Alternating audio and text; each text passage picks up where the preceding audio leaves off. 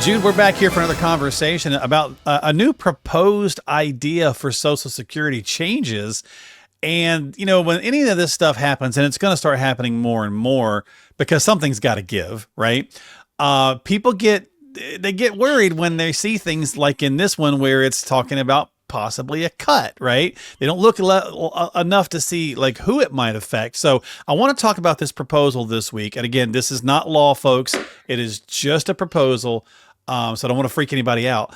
But at the same time, I want to talk pros and cons to this a little bit. So I know you've had a little bit of time to check this out. So let's dive in this week here on The Roth Guy. How you doing, my friend? I'm doing excellent. I could not think about a topic more apropos for our listeners today. Yeah, I mean, it's anytime you hear Social Security and stuff, people get nervous, right? Absolutely. So there's certainly some interesting stuff here. So let me do the setup for the listeners, and we can debate it here. So again, just a proposal, but news proposal out of Washington. I think this is hilarious, from the Committee for a Responsible Federal Budget. That in of itself sounds like an oxymoron, right? With $39 trillion in debt, where are these guys been? But anyway, right. They released a plan at the end of March, Jude, and we're taping this in early April, right? That would cap Social Security benefits at $100,000 annually for a couple, $50,000 for an individual, starting at full retirement age 67, right? Yeah. So the goal is to address the program's insolvency now by 2032, they're claiming. No longer 2033, now by 2032. Yeah. When an automatic 24% across the board cut may kick in come 2032 unless Congress does something.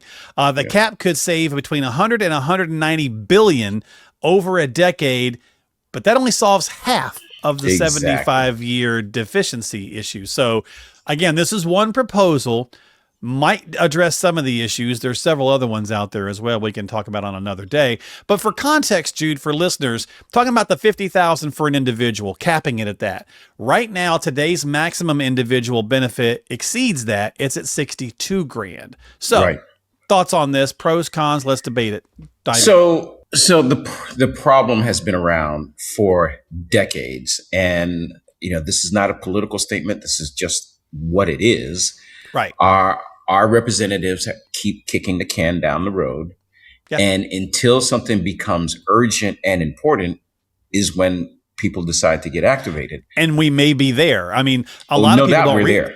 Yeah, a lot of people don't realize, Jude, we had David Walker on the show a while back, and he was part of the group in the 90s that made the 85% change Clinton's administration, because as he even said, people didn't realize it was going to run out then, right? So they wait till the last second to do things. So this is going to be one of those times. But anyway, back to the topic.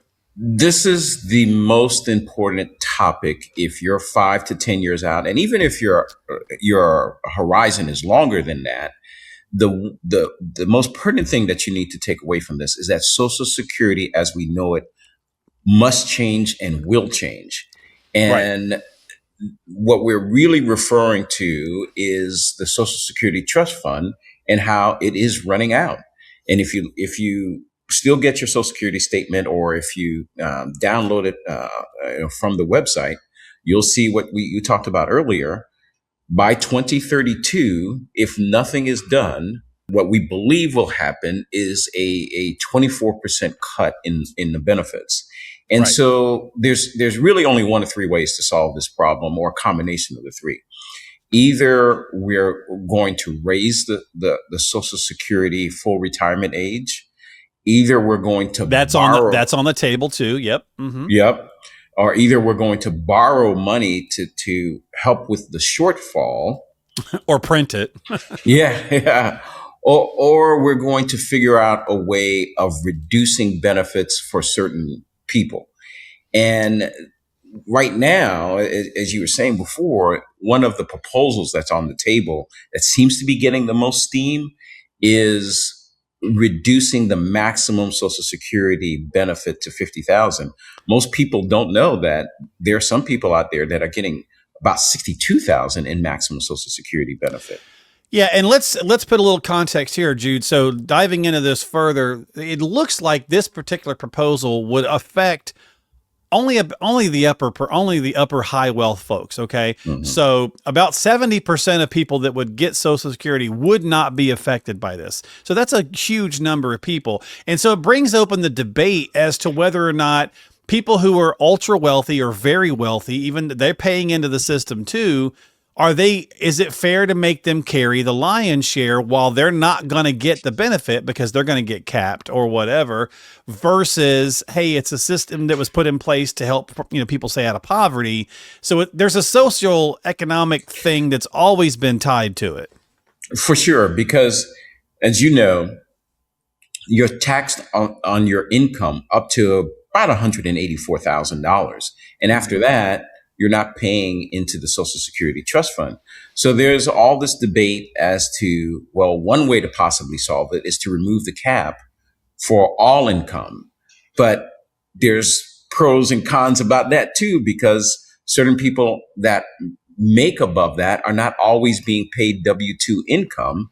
Some of their income is coming from other sources. So how do you work your way around that?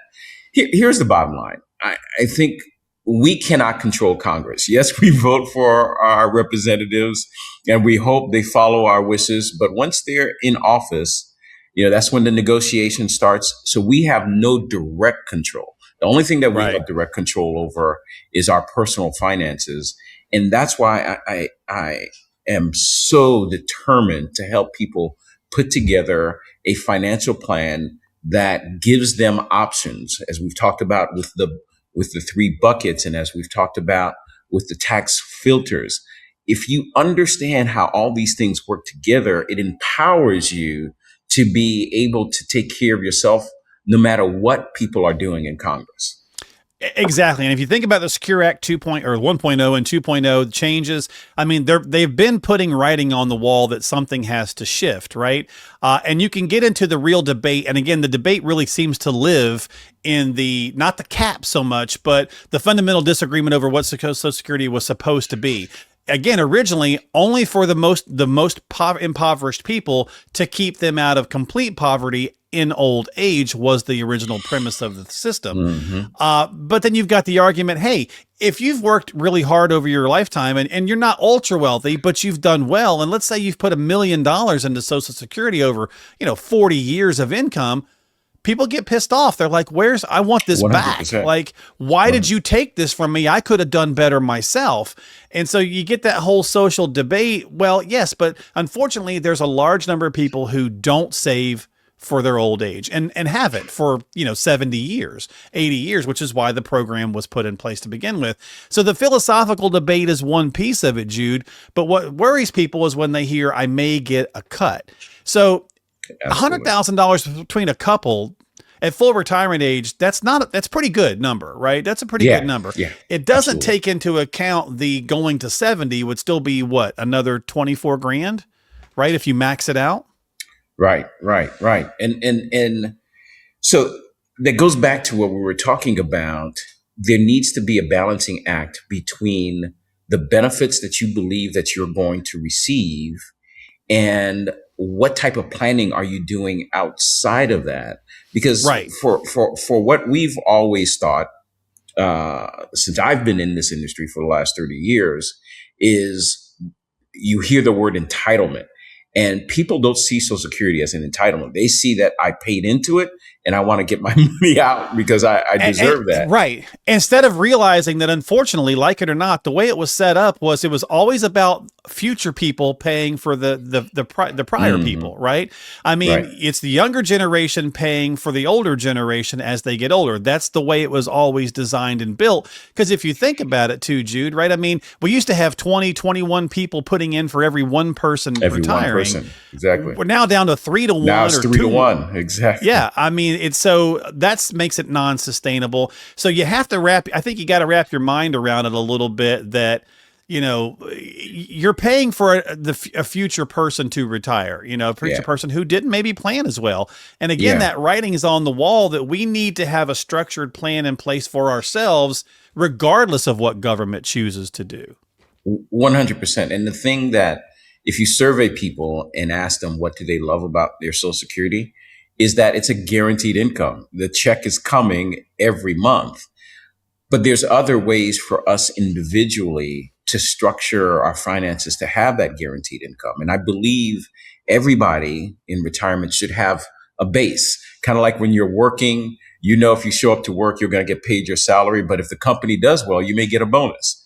Well, what we try to do to help our clients is make sure that they understand what that base is, that come rain, sleet, or snow, I know I'm going to get X amount.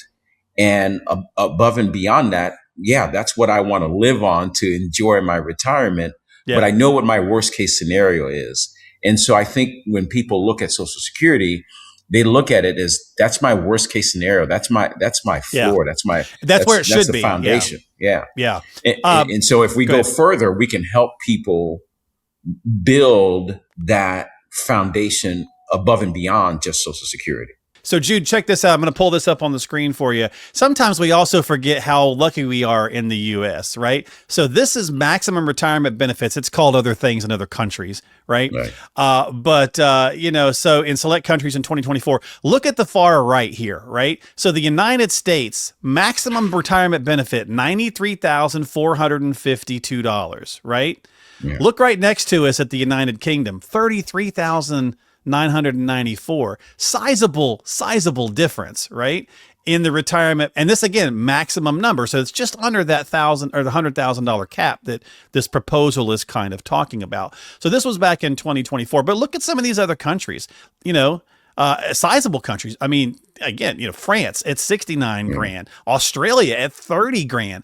That's the max that their pensioners, I believe is what they call them in other countries, are able to get, right? So sometimes I think we got to put perspective on this as Americans, that our system is pretty stout, pretty damn good. And is paid a lot out, right? So I think what's going to have to happen, Jude, and you tell me what you think, but it's going to have to be a menagerie of things, changing the age, maybe a cap, maybe some means testing. It's going to take multiple things to fix this. For sure, there's no one size fits all. As you stated, there's been some discussion about raising the age. Believe it or not, this is one of the few discussions that we're starting to see that our politicians on both sides of the aisle are having constructive conversations about. Right. And the trend seems to be between both Republicans and Democrats that they don't want to necessarily raise the age too far. There's been some discussions about that, but there's a lot of pushback. Yeah. There's been some discussions about borrowing money to put into the Social Security Trust Fund, but we're already at $39 trillion in the deficit. Yeah. And then, of course, the means testing, whether or not if you're affluent, that you get your full benefit or a very reduced amount.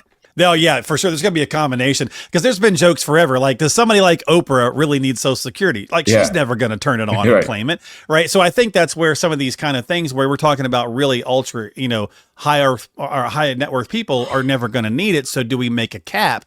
And let me pull this graphic back up real fast just to kind of maybe ease people who see Social Security proposed changes and freak out. And again, let me remind it's just a proposal. It's not before even Congress or anything. Yeah. But again, if they cap it at the single individual at 50 and they cap a couple at 100, if you look again on the far right, you can see the green right here is the single person. Maximum in 2 years ago was just under 50.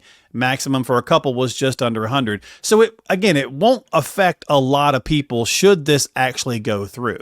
It only affect probably about the top 20-25%, right? And so that's something to bear in mind as well. Again, just to kind of ease some concerns. Yeah, I'm 100% with you. I think as far as what actions can we take, I think it's understanding how far you are to retirement. What is the income that you absolutely need? And then working with either a planner or developing a plan on your own to say, how much of my income do I want to have that's guaranteed to come in, come rain, sleet, or snow, and being able to understand the factors that affect income, not just your investments, but taxation and how IRMA and Medicare play a piece. I get so hyped up when we're talking about retirement planning because we're on a trajectory where we're just kind of set and forget it. We're putting our money away in our 401k, but there's so many factors that play into making sure that the lifestyle that you become accustomed to, you have the income to support that in retirement. And so if people get nothing else out of this conversation, understand that Social Security is about to change. It's not going to affect everyone, but we need to get ahead of this and we need to start planning now. Exactly. And, and that's where, again, turning to professionals to help sooner than later is always a good idea, so that you can start kind of, removing some of the dependence on whatever government does. I mean, we know we're in historically low tax rates. We know that's probably going to change in 29, right? Maybe 30 at the latest, if a different administration or when a different administration gets in. So, there's always going to be something happening. So you've got to be proactive. The writing is definitely on the wall, whether that's for 50 and under, 50 to 55, who knows? Like, what's going to change what as far as the amounts, the ages? A lot still out there to speculate on. But again, we wanted to at least talk about this conversation this week here on the podcast, because it is being proposed again by this committee. It is not before Congress or anything like that yet, but some changes definitely have to happen. They're probing, right? They're probing and they're getting ideas going. So if you need help, reach out to Jude and his team. Please have a conversation for yourself. You can find the links in the show descriptions below. You can go to thetaxbomb.com. You can go to his main website, centrustfs.com. And again, we'll have links in the show descriptions. Just click on one of those. And don't forget to subscribe to the Roth Guy on Apple or Spotify or YouTube so that you can catch new episodes when they come out. Jude, my friend, thanks for talking about an interesting and a little scary subject. Yeah, it's been fun. Hopefully our audience got a lot out of it today. And not too much panic. Not yet. Yeah, right. So we'll see you next time here on The Roth Guy. Hit that subscribe button. We'll catch you later. Thank you.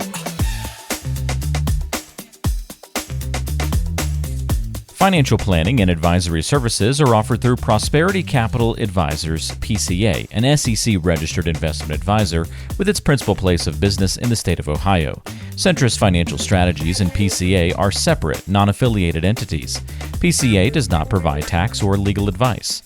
Insurance and tax services offered through Centrus Financial Strategies are not affiliated with PCA. Information received from this podcast should not be viewed as individual investment advice. Product discussions and illustrations are hypothetical in nature and will vary based on many factors, including but not limited to age, health, product, insurance carrier, and product design. You should consult the insurance carrier website and policy for detailed information. For information pertaining to the registration status of PCA, please contact the firm or refer to the Investment Advisor Public Disclosure website, www.advisorinfo.sec.gov. For additional information about PCA, including fees and services, send for our disclosure statement as set forth on Form ADV from PCA using the contact information herein. Please read the disclosure statement carefully before you invest or send money.